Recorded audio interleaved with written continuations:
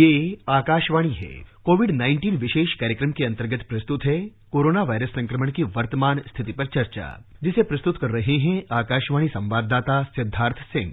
इस कार्यक्रम में आमंत्रित स्वास्थ्य विशेषज्ञ हैं अखिल भारतीय आयुर्विज्ञान संस्थान नई दिल्ली के मेडिसिन विभाग में एडिशनल प्रोफेसर डॉक्टर नीरज निश्चल।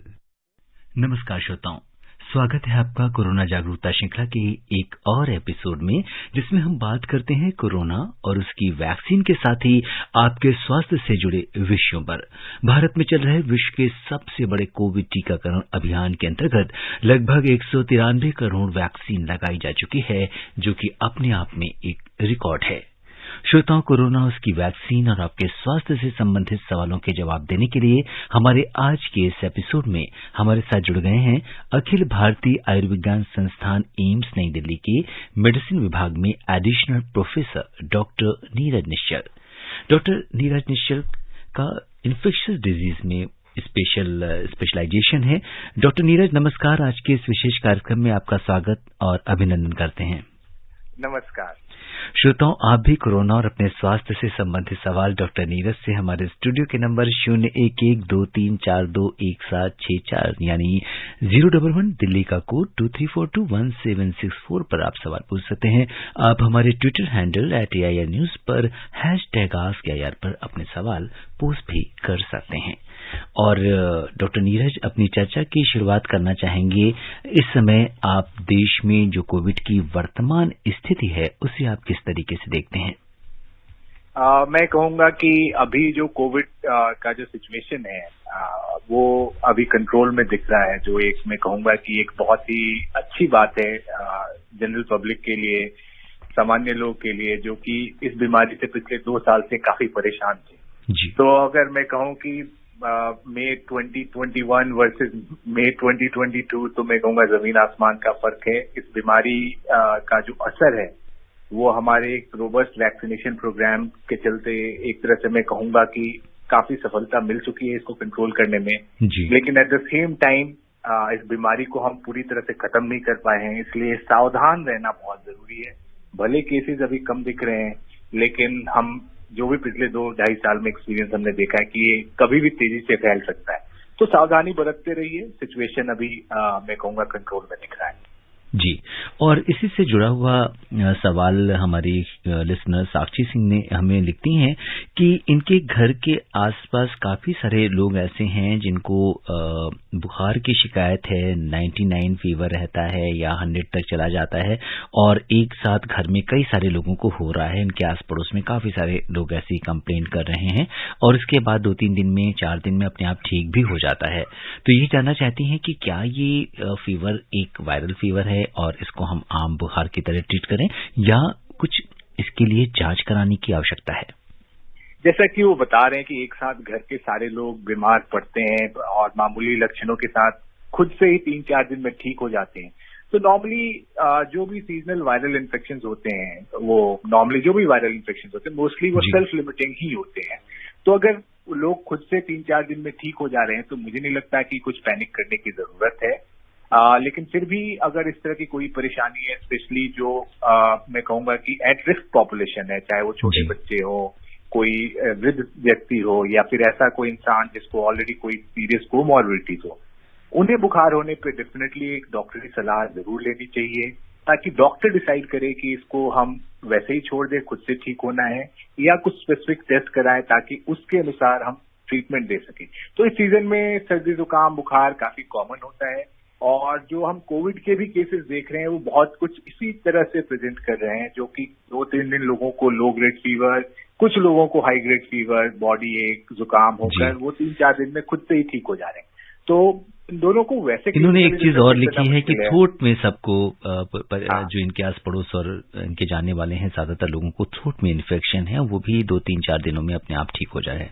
हाँ बिल्कुल, तो ये कोविड के भी लक्षण हो सकते हैं, but at the same time अब हम यही कहेंगे कि एज लॉन्ग एज की हॉस्पिटलाइजेशन की नौबत नहीं आ रही है, तो कोविड भी एक मैं कहूंगा कि सीजनल फ्लू की तरह बिहेव करना शुरू कर चुका है।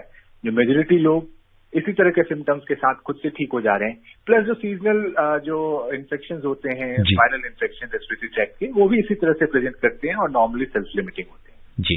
और डॉक्टर नीरज, एक चीज़ और देखने में आ रहा है कि आजकल जैसे लोग खुद से दवाएं लेते हैं और एक्सेसिव यूज़ ऑफ एंटीबायोटिक्स, क्योंकि किसी को भी फीवर आता है तो लोग खुद से एक एंटीबायोटिक जो पहले कभी खाई रही होती है या उनके कोई मित्र सजेस्ट कर देते हैं उसे लेते रहते हैं। तो किस तरह की दिक्कत आ सकती है, या इस तरह के जो वायरल फीवर्स हैं क्या इसमें एंटीबायोटिक कुछ काम करती है? देखिए, मैं यही कहूंगा आपके प्रोग्राम के माध्यम से लोगों को कि ये जो एंटीबायोटिक खुद से खाने की जो टेंडेंसी है, ये आपके लिए तो खतरनाक है ही है। साथ ही साथ आप उन बैक्टीरिया जिसके अगेंस्ट एंटीबायोटिक अभी एक्ट कर सकता है, उनको आप रेजिस्टेंट बना रहे हैं, क्योंकि हमारे शरीर में कई बैक्टीरिया एज ए कमेंसल रहते हैं, कई बैक्टीरिया आपके अंदर रहते हैं लेकिन आपको बीमार नहीं कर रहे हैं। अगर ऐसे सिचुएशन में आपने बेवजह एंटीबायोटिक का यूज किया तो वो बैक्टीरिया धीरे धीरे इन एंटीबायोटिक के अगेंस्ट रेजिस्टेंस डेवलप कर लेते हैं, और एक्चुअल में जब आप बीमार पड़ेंगे तो एंटीबायोटिक आपके काम नहीं आएगा, और ये इन्फेक्शन अगर आप किसी और को दोगे, बेचारे उसको भी परेशान होने की जरूरत पड़ेगी। तो ये समझने की जरूरत है कि मेजोरिटी ऑफ ये जो अभी हम इन्फेक्शन की बात कर रहे हैं, ये वायरल इन्फेक्शन होता है, और वायरल इन्फेक्शन के बारे में कहा जाता है कि बिना ट्रीटमेंट के 7 दिन में ठीक होता है, और अगर आपने एंटीबायोटिक खाई तो 1 हफ्ते में ठीक होता है। कहने का मतलब एंटीबायोटिक का इसमें कोई रोल नहीं है, और अगर आपको बुखार होता है तो फटाफट एंटीबायोटिक से बुखार ठीक नहीं होता है। तो हम ये सोचते हैं कि बुखार का मतलब एंटीबायोटिक की कमी हमारे शरीर में, तो हम ये गलत समझते हैं। ये फ्यूचर के लिए हम प्रॉब्लम क्रिएट कर रहे हैं। तो मेरा रिक्वेस्ट यही है कि एंटीबायोटिक खुद से न खाएं, डॉक्टरी सलाह के बाद ही अगर एंटीबायोटिक की जरूरत हो तो लें। हम देखते हैं कई लोग आते हैं और अपने आप को इंटेलिजेंस शो करने के लिए, डॉक्टर साहब हमने तो एमॉक्सिसिलिन भी खा ली, हमने जिथ्रोमाइसिन भी खा ली, हमने लिवोफ्लॉक्सासिन भी खा ली, अब कौन सा एंटीबायोटिक है?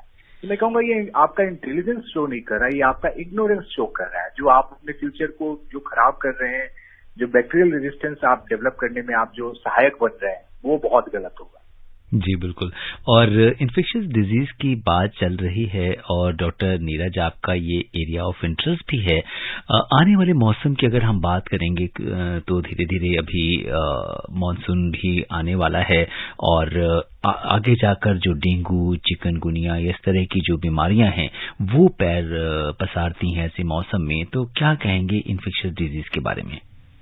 तो अभी जो ये मौसम, अब धीरे धीरे जो रेनी सीजन स्टार्ट होगा, तो ये वेक्टर बॉर्न डिजीज यानी मच्छरों से पनपने वाली बीमारी, पानी से पनपने वाली बीमारी, इन सब का दौर शुरू होता है। तो जो मच्छरों से पनपने वाली बीमारी है, डेंगू, चिकनगुनिया, मलेरिया, ये जो है काफी ज्यादा प्रॉब्लम क्रिएट करती है। अचानक से केसेस बढ़ने शुरू हो जाते हैं, स्पेशली डेंगू टाइप की बीमारी में। उसमें फिर पैनिक का सिचुएशन हो जाता है। लकीली डेंगू, चिकनगुनिया अगेन एक वायरल इन्फेक्शन है जो कि सेल्फ लिमिटिंग होता है कि आदमी बीमार पड़ेगा, सिम्टोमेटिक ट्रीटमेंट के साथ यूजुअली मेजोरिटी ऑफ लोग ठीक हो जाएंगे। इनफैक्ट 60 से 70% डेंगू के इन्फेक्शन होने के बाद लोगों को सिम्टम्स भी नहीं आते, ऐसा भी होता है। तो ये सेल्फ लिमिटिंग बीमारी है, लेकिन कोई भी बीमारी अगर आपको होगा तो भले ही 1% मोर्टेलिटी या उससे कम मोर्टेलिटी हो, जाने तो जाती है ना, ये सारे प्रिवेंटेबल डेथ्स हैं। तो डेंगू, मलेरिया, चिकनगुनिया, इन सब का बचने का सबसे आसान तरीका है कि आसपास की सफाई मेंटेन करें ताकि मच्छर न पनपे। अगर हम मच्छर को नहीं पनपने देंगे अपने घरों के आसपास तो ये बीमारी अपने आप कंट्रोल में रहेंगी। हर साल हम देखते हैं कि अचानक से डेंगू के केसेस बढ़ते हैं, फिर हम ध्यान देते हैं कि अरे मच्छरों को कंट्रोल करो। तो अगर हम शुरू से ही ये ध्यान रखें कि मच्छर पनप ही नहीं पाए तो फिर ये बीमारियां हम कंट्रोल कर सकते हैं। उसी तरह जब भी आप कहीं जाएं तो साफ पानी पीना बहुत जरूरी है। अदरवाइज जो टाइफाइड फीवर होता है, फिर उसके अलावा जो हैजा वगैरह की बीमारी होती है जिसमें लोगों को गैस्ट्रोएंटेराइटिस वगैरह के सिम्टम्स हो जाते हैं, ये सब होने की पॉसिबिलिटी बढ़ जाती है।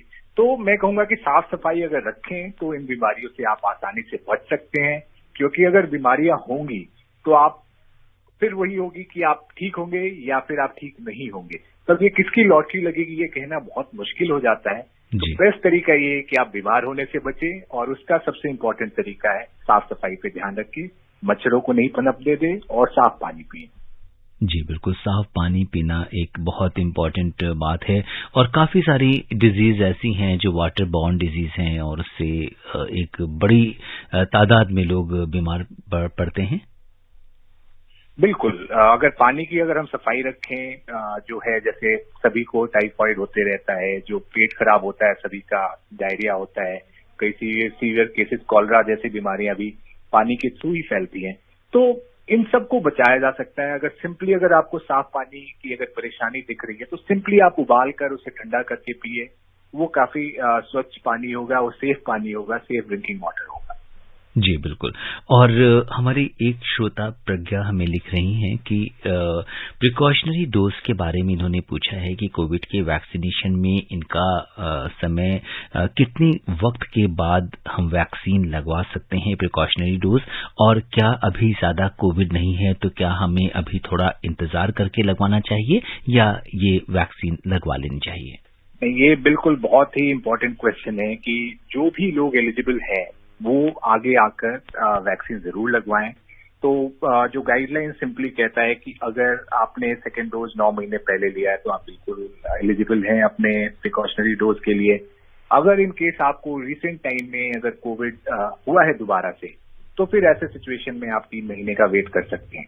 तो जो भी लोग एलिजिबल हैं प्रिकॉशनरी डोज के, मैं ये कहूंगा कि अगर केसेस कम है तो लापरवाही नहीं करना है।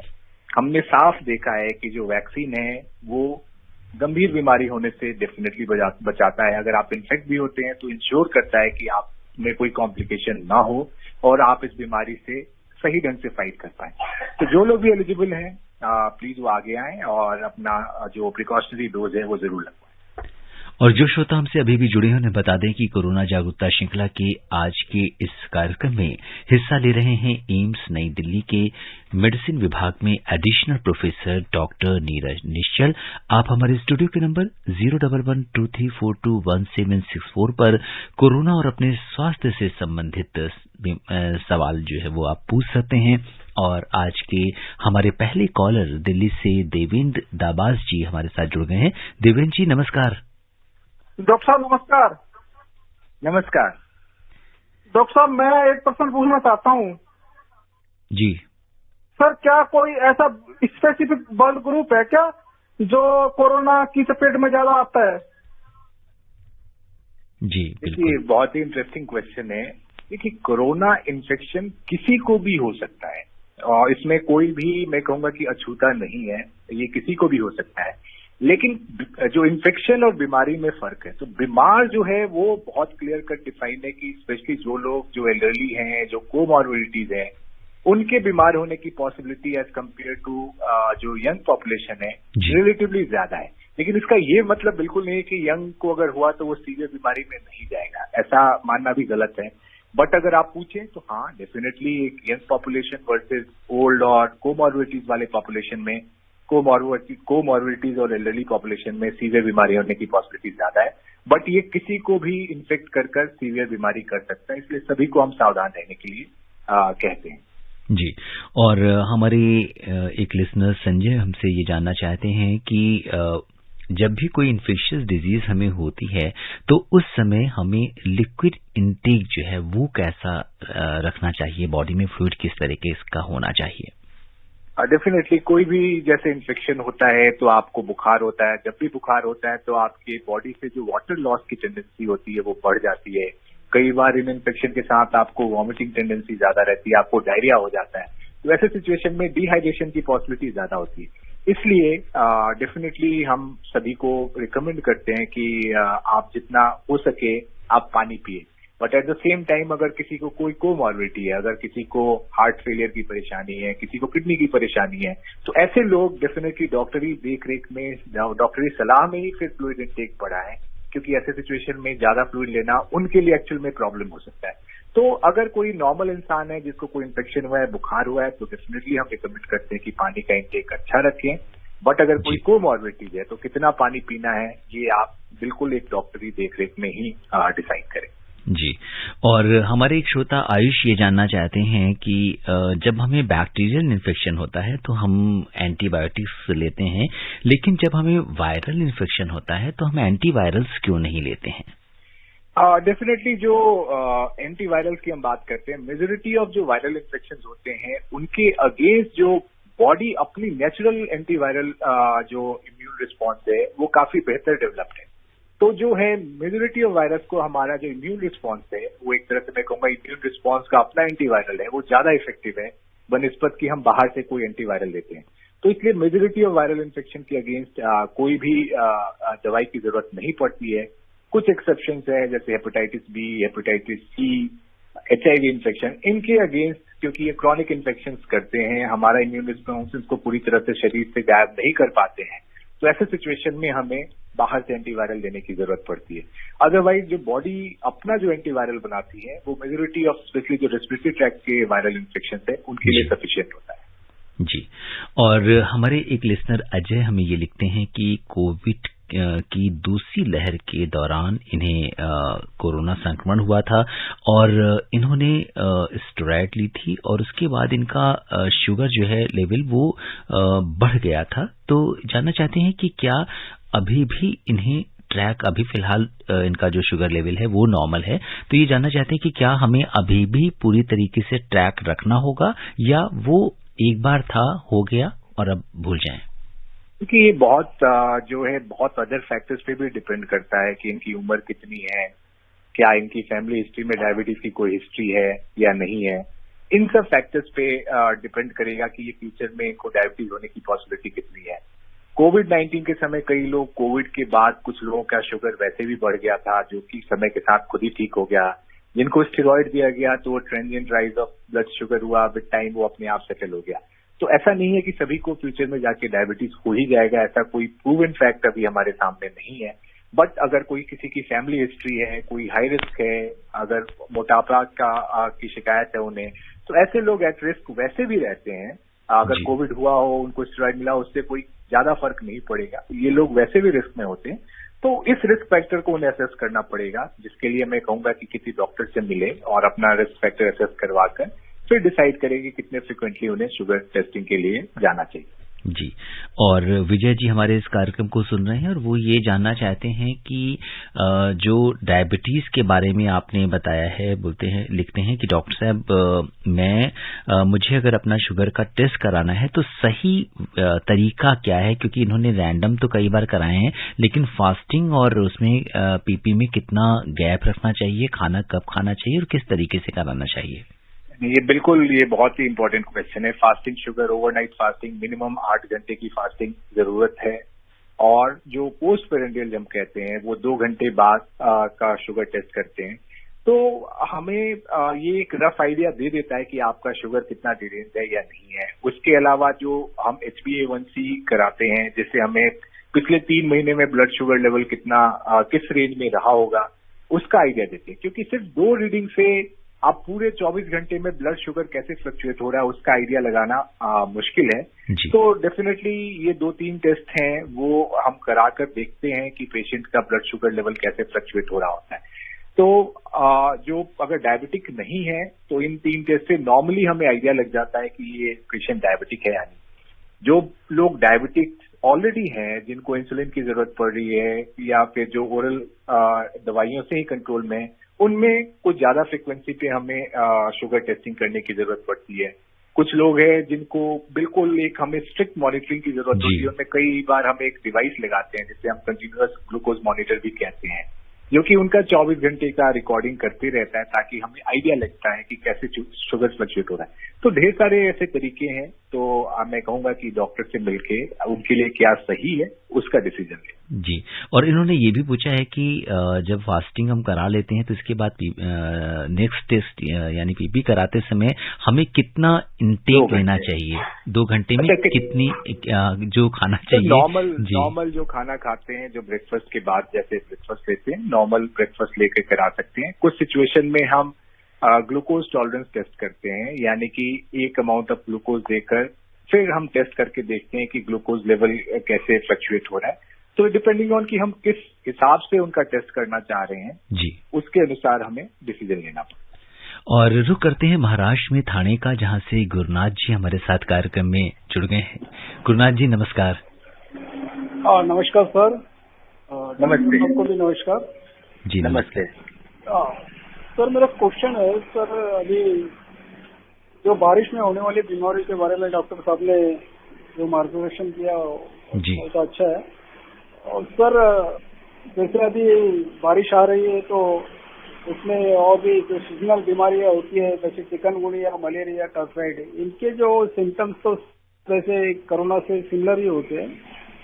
तो सर क्या हमें कैसे, मतलब आजकल एक चलन चला है हमारे देश में कि कोई भी मतलब फंगल इन्फेक्शन या बैक्टीरिया वायरस, तो लोगों का जो अपने आप दवाई लेने का जो चलन है, कहीं से भी गूगल किया और दवाई ले ली, और मेडिकल वाले भी जो नियम लागू है कि बिना डॉक्टर के पर्चा से दवाई न देना है, फिर भी दिया जाता है, तो ऐसे लोगों को क्या करें? जी डॉक्टर नीरज क्या कहेंगे इस पर? ये मैं इनकी बात से सहमत हूं कि इस तरह जो लोग खुद अपनी दवाइयां खुद लेते हैं, जो गूगल ज्ञान से उन्हें लगता है कि सब कुछ पता चल गया और अपना इलाज खुद ही करते हैं, डेफिनेटली ये एक बहुत रिस्की काम करते हैं। और जो रूल रेगुलेशन ऑलरेडी एग्जिस्ट करते हैं जिसमें दवाइयां स्पेसिफाइड है कि बिना मेडिकल प्रैक्टिशनर के प्रिस्क्रिप्शन के ये नहीं मिल सकती, तब इन रूल्स को और टाइट करने की जरूरत है, फोर्सफुली इम्प्लीमेंट करने की जरूरत है, ताकि इस तरह का जो हम एंटीबायोटिक किसी को भी कहीं से भी मिल जाता है, इसको हम कंट्रोल कर पाए, ताकि दवाइयों के साइड इफेक्ट से लोग बच पाए, प्लस जो एंटीबायोटिक रेजिस्टेंस का जो इश्यू जो आ रहा है वो भी कंट्रोल में रहे। जी, और doctor Neeraj on lighter side में आपसे जानना चाहूंगा कि जो कि जैसे गूगल की बात हुई, लोग पढ़ते हैं और उसके बाद बहुत डिबेट भी करते हैं, क्योंकि कई चीजों के कई सारे इंडिकेशंस हैं, बहुत सारी चीजें हैं उसमें। तो आप लोग उससे कैसे, इस तरह के पेशेंट्स आते हैं आपके पास जो आर्गुमेंट करते हैं और वो कहते हैं हमने तो ये पढ़ा है, आप ये बता रहे हैं?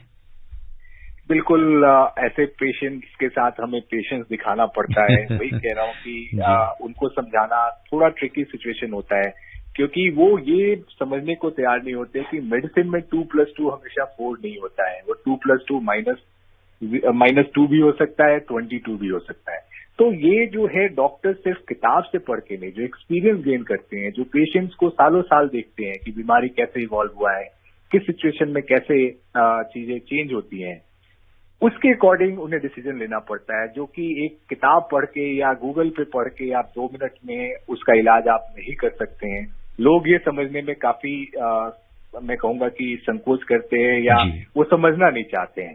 तो ऐसे लोगों को समझाना बहुत मुश्किल होता है, और मैं कहूंगा ऐसे लोगों में ही जो ट्रीटमेंट डिसीजंस में कई बार गड़बड़ी हो जाती है, क्योंकि हमने कुछ कहा, उन्होंने अपने हिसाब से कुछ और किया, फिर चीजें जब गड़बड़ हो जाती है तो ब्लेम फिर डॉक्टर की तरफ शिफ्ट होने लगता है। तो मैं कहूंगा कि ये बहुत ही मैं कहूंगा पेशेंस के साथ हमें लोगों को समझाने की कोशिश करनी पड़ती है। कई बार हम सफल हो पाते हैं, कई बार हम सफल नहीं हो पाते हैं। जी बिल्कुल। और लोनी गाजियाबाद का रुख करते हैं, बात करते हैं यामीन भाई रेडियो वाला से। यामीन भाई नमस्कार। जी सर नमस्कार जी, डॉक्टर साहब को भी नमस्कार जी। नमस्ते सर। मेरे 2 प्रश्न है सर, मैं ये जानना चाह रहा था, जैसे कि जो लोग इंसुलिन पा गए हैं, क्या उनको ताउम्र इंसुलिन लगानी पड़ती है या बीच में बंद कर देते हैं? दूसरा प्रश्न मेरा ये है, जैसे कि आजकल खरबूजा है, तरबूज है, ये चल रहे हैं, क्या इनको डायबिटीज पेशेंट खा सकते हैं? जी डॉक्टर, ये बहुत ही इंटरेस्टिंग क्वेश्चन है। देखिए, इंसुलिन आपको किस सिचुएशन में स्टार्ट किया गया है, ये बहुत जरूरी है। तो अगर इंसुलिन स्टार्ट होता है किसी स्पेसिफिक रीजन से स्टार्ट किया गया है, तो हो सकता है समय के साथ जो है आपको वो दवाई इंसुलिन की जरूरत न पड़े और आपको या फिर पूरी तरह से वैसे ही ठीक हो गए हों। अगर ट्रांजिएंट अगर आपका डायबिटीज का सिचुएशन क्रिएट हुआ, जैसे अभी हमारे एक लिसनर ने कहा कि उनको स्टेरॉइड मिला, उसके बाद उनका जो है शुगर गड़बड़ हुआ है, ऐसे सिचुएशन में हमने कई पेशेंट्स को इंसुलिन पे स्टार्ट किया, विद टाइम ठीक हो गए तो हमने बंद कर दिया। लेकिन जो पेशेंट इंसुलिन पे डिपेंडेंट हैं, उसमें बहुत कम चांस है कि आगे जो है हम इंसुलिन बंद कर पाएं।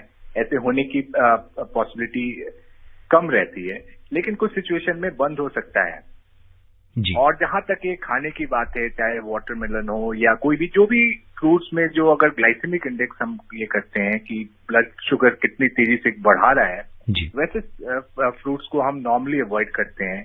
तो जो भी फल इनको खाना है या नहीं खाना है, मैं कहूंगा कि अपने डॉक्टर और डाइटिशियन से संपर्क करें, वो लिस्ट बनवाएं और उसके अनुसार डिसीजन लें तो ज्यादा बेहतर रहेगा जी। और रुक करते हैं बड़ौत का और जानते हैं महेश शर्मा जी से कि आज उनका क्या सवाल है। महेश जी नमस्कार। नमस्कार जी। जी महेश जी, बहुत बहुत मैं स्वागत है। जानना चाह रहा हूँ जो शुगर के जो मरीज है जी, उनको खाने पीने का क्या क्या ध्यान रखना है और दवाइयों का कैसे ध्यान रखना है, बताने की कृपा करें जी। डॉक्टर नीरज। नहीं, बिल्कुल। जो डायबिटिक पेशेंट्स में हम लाइफस्टाइल मॉडिफिकेशन को एक बहुत इम्पोर्टेंट पार्ट मानते हैं। लाइफस्टाइल मॉडिफिकेशन में आपका जो डेली बेसिस पे एक्सरसाइज करना, ये ध्यान देना कि कहीं आपके शरीर में कोई घाव या कोई ऐसे अल्सर डेवलप तो नहीं हो रहे हैं, इन सब चीजों पे ध्यान रखना। और एक जो सबसे इम्पोर्टेंट एस्पेक्ट है कि डाइट आप क्या ले रहे हैं, वो बहुत जरूरी है। तो जैसा मैंने पहले लिसनर के बारे में भी मैंने कहा कि जो भी हाई ग्लाइसेमिक इंडेक्स वाले खाने होते हैं, चाहे वो फ्रूट्स ही क्यों ना हो, जिसमें जो है आपका शुगर अचानक से बढ़ा सकता है, ऐसे फ्रूट और फूड नॉर्मली हम अवॉइड करते हैं। हाई कार्बोहाइड्रेट रिच फूड हम अवॉइड करते हैं। जिन खानों में शुगर ज्यादा है उनको अवॉइड करने की कोशिश करते हैं। तो डिपेंडिंग ऑन कि आप किस तरह के डायबिटीज के साथ आपके कुछ कॉम्प्लिकेशंस हैं, नहीं है, किडनी का क्या स्टेटस है, हार्ट का क्या स्टेटस है, उसके अकॉर्डिंग हम एक नॉर्मली डाइट प्लान बनाते हैं। तो एक डाइट प्लान जो सब पे फिट हो जाए ऐसा बनाना मुश्किल होता है। नटशेल में ये है कि जो भी मीठी चीजें हैं उसको अवॉइड कीजिए, जो भी हाई ग्लाइसेमिक इंडेक्स वाली चीजें हैं उनको अवॉइड कीजिए। एंड बेस्ट तरीका यही है कि आप अपने सारे प्रेफरेंसेस को अपने डाइटिशियन के साथ डिस्कस करके फिर उसके अनुसार आप अपने डाइटरी रिकमेंडेशंस लें, उससे आपको आसानी रहेगी। जी, अभी कॉल लेते हैं और बात करते हैं राम जी गर्ग की, जो हमारे साथ दिल्ली से जुड़ गए हैं। राम जी नमस्कार। जी सर, मैं रीवा मध्य प्रदेश से राम जी गर्ग बोल रहा हूँ। जी, रीवा मध्य प्रदेश से बोल रहे हैं। जी राम जी बताएं। जी सर, जैसे कि मौसम परिवर्तन का आ रहा है, बरसात आ रही है, तो इसमें हम लोग कोरोना से कैसे बच पाएं, इसका इलाज थोड़ा सा बताइएगा। जी डॉक्टर नीरज क्या कहेंगे? मौसम कोई भी हो, साल का कोई भी महीना हो, कोरोना से बचने का जो सबसे आसान तरीका है कोविड एप्रोप्रिएट बिहेवियर, और साथ में एक वैक्सीन अगर आपने प्रिकॉशनरी डोज नहीं लगवाया है तो वो लगवाएं। तो इरिस्पेक्टिव ऑफ की कौन सा मौसम है, बचाव का तरीका वही है, और अगर आप इनका पालन करें तो काफी हद तक अपने आप को और अपने आसपास वालों को सुरक्षित रख सकते हैं। और डॉक्टर नीरज कहते हैं कि ब्लड प्रेशर के साथ अगर शुगर है तो वो उसके साथ कोई अगर आपको बीमारी होती है, चाहे वो हम हार्ट डिजीज की बात करें या हम किडनी की बात करें, लीवर डिजीज की बात करें, तो वो एक कॉम्बिनेशन बहुत ज्यादा ऐसा बन जाता है कि काफी फेटल भी हो सकता है। तो ऐसे लोगों से आप क्या कहेंगे? नहीं, बिल्कुल। जो ये है, मैं कहूंगा कि एक दूसरे को और ये खराब हालत में पहुंचाने में मदद करता है। यानी कि कोई डायबिटिक पेशेंट होता है, उस डायबिटीज के चलते जो है हार्ट की परेशानी, उसके चलते बीपी की परेशानी, डायबिटीज के चलते किडनी की परेशानी, ये सारे इंटरलिंक्ड है। मैंने ये एक दूसरे को मैं कहूंगा कि प्रोग्रेशन में हेल्प करते हैं कि अगर डायबिटिक है तो किडनी की बीमारी बढ़ेगी, किडनी की बीमारी होगी, अगर उसमें साथ में हाइपरटेंशन में डेवलप हो गया तो हाइपरटेंशन भी किडनी की बीमारी को बढ़ाएगी। डायबिटीज जो है वो हाइपरटेंशन को खराब करेगा, जो इंटर्न जो है हार्ट पे असर करेगा, फिर वापस से चीजें एक विशियस साइकिल बन जाता है। तो मैं कहूंगा कि ये एक बहुत ही अनहोली कॉम्बिनेशन है जो कि आपको और बीमार करते जाएगा और आपकी जान को खतरा हो जाएगा। तो इसलिए हम बार बार कहते हैं कि अगर कोई भी कोमॉर्बिडिटी है उसको कंट्रोल में रखना बहुत जरूरी है। अगर डायबिटिक है, अगर डायबिटीज को कंट्रोल में रखेंगे तो उससे रिलेटेड कॉम्प्लिकेशंस नहीं होंगे। हाइपरटेंसिव है, कंट्रोल में रखेंगे तो उससे रिलेटेड हार्ट और किडनी की परेशानियां नहीं होंगी। तो ये मैं कहूंगा कि कोमॉर्बिडिटीज को कंट्रोल करने से ही आप परेशान होने से। जी बिल्कुल। और अब समय इजाजत नहीं दे रहा कि हम इस चर्चा को आगे बढ़ाएं। डॉक्टर नीरज, आप कोविड-19 के इस विशेष कार्यक्रम से जुड़े, आपने हमसे चर्चा की, श्रोताओं के प्रश्नों का उत्तर दिया, आपका बहुत बहुत धन्यवाद और आभार। Thank you. श्रोताओं, इसी के साथ मुझे यानी सिद्धार्थ सिंह को भी दीजिए अनुमति। नमस्कार। कोविड-19 विशेष कार्यक्रम के अंतर्गत अभी आप सुन रहे थे कोरोना वायरस संक्रमण की वर्तमान स्थिति पर चर्चा, जिसे प्रस्तुत कर रहे थे आकाशवाणी संवाददाता सिद्धार्थ सिंह। इस कार्यक्रम में आमंत्रित स्वास्थ्य विशेषज्ञ थे अखिल भारतीय आयुर्विज्ञान संस्थान नई दिल्ली के मेडिसिन विभाग में एडिशनल प्रोफेसर डॉक्टर नीरज निश्चल। ये कार्यक्रम आकाशवाणी के समाचार सेवा प्रभाग द्वारा प्रस्तुत किया गया। इसे आप हमारे mobile app news on AIR और YouTube channel news on AIR official पर भी सुन सकते हैं। इस कार्यक्रम के संबंध में अपनी प्रतिक्रिया आप हमें ईमेल कर सकते हैं। पता है AIRNSDtalks@gmail.com। ये कार्यक्रम फिर से सुनने के लिए लॉग ऑन करें हमारी वेबसाइट newzoneair.nic.in।